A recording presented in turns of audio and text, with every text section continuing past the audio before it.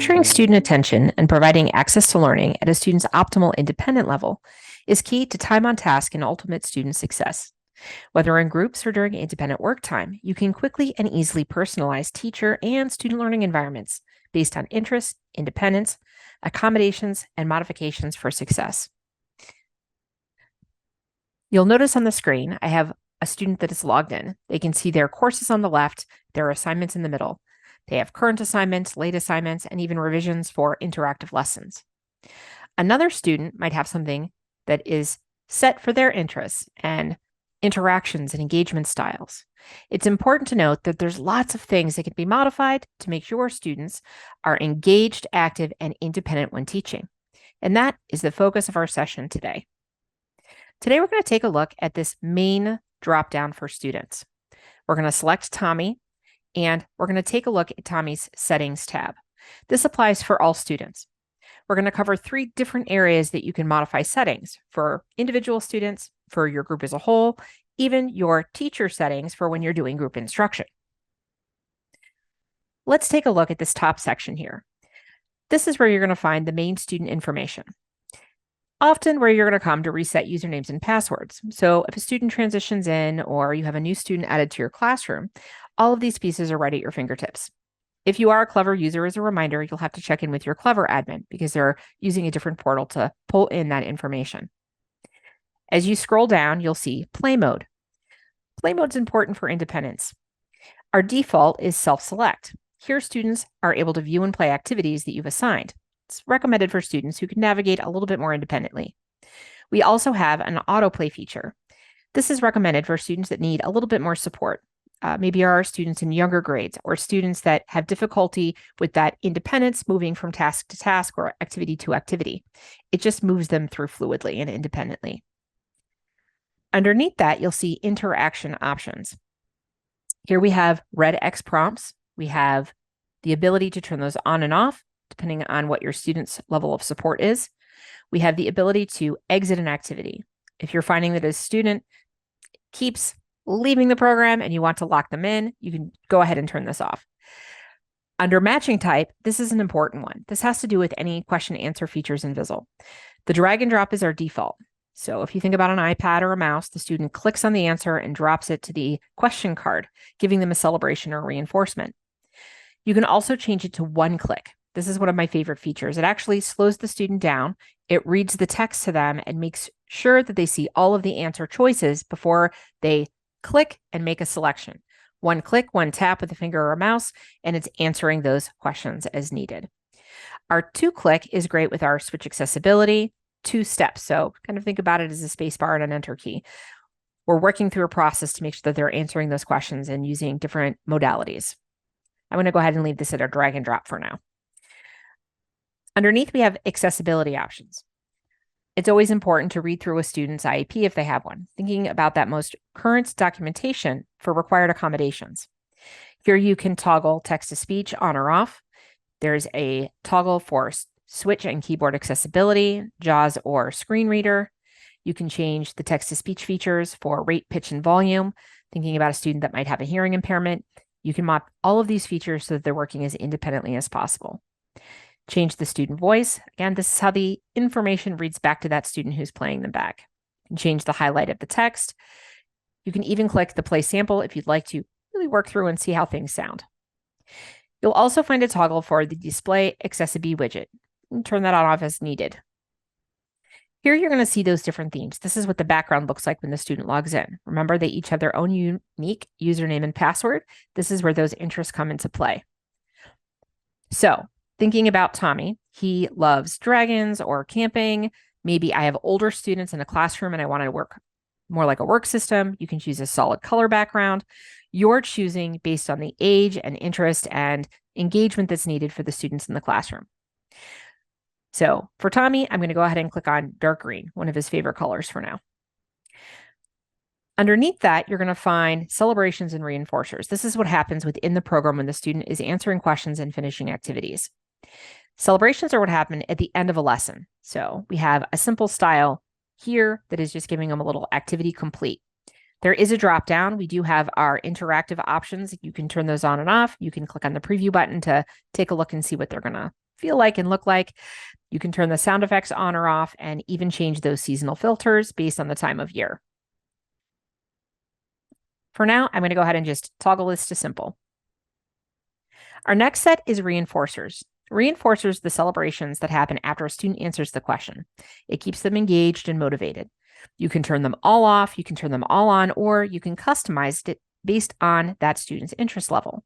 So knowing what I know about Tommy, I can come in and select some things that I know that he might be interested in. Simply click on the little button in the corner. What's great is you can always click on the little plus button if you want to see little play button, and it's going to give you a review of that animation there. So whoop. Again, just a great way to kind of preview it and see if it's something your students might be interested in. Go ahead and turn on some or all. You'll find some more simple reinforcers at the bottom of the list here.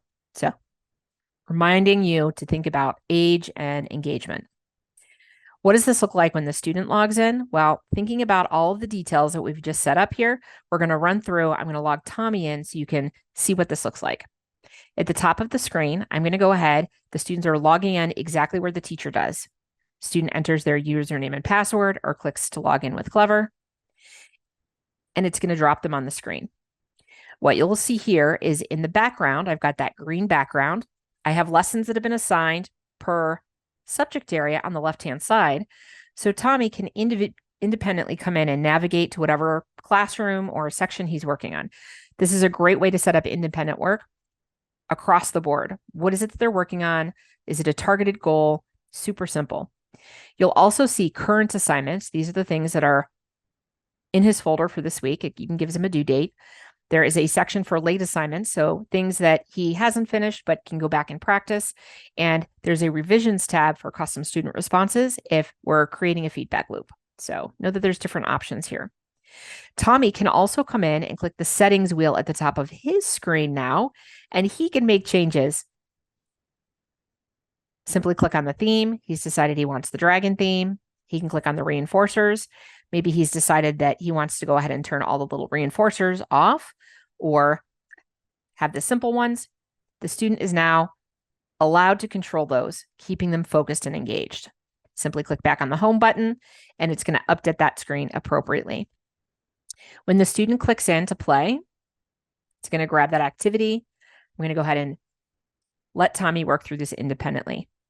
As he's working on this particular lesson, he can click anywhere on the screen to hear it read back with the text-to-speech that's loaded. He can turn the pages and toggle independently. It's giving him the information that he needs. He's reading the story back. It's introducing the keywords that he's going to need for working on this individual lesson.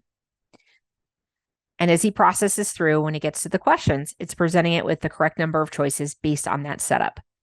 As the student plays, they can click anywhere if they want to hear a card read back, or they can just simply drag and drop.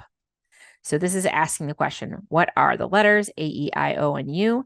These are our vowels. The student would drag and drop the card, and it's giving that simple reinforcement at the bottom of the screen.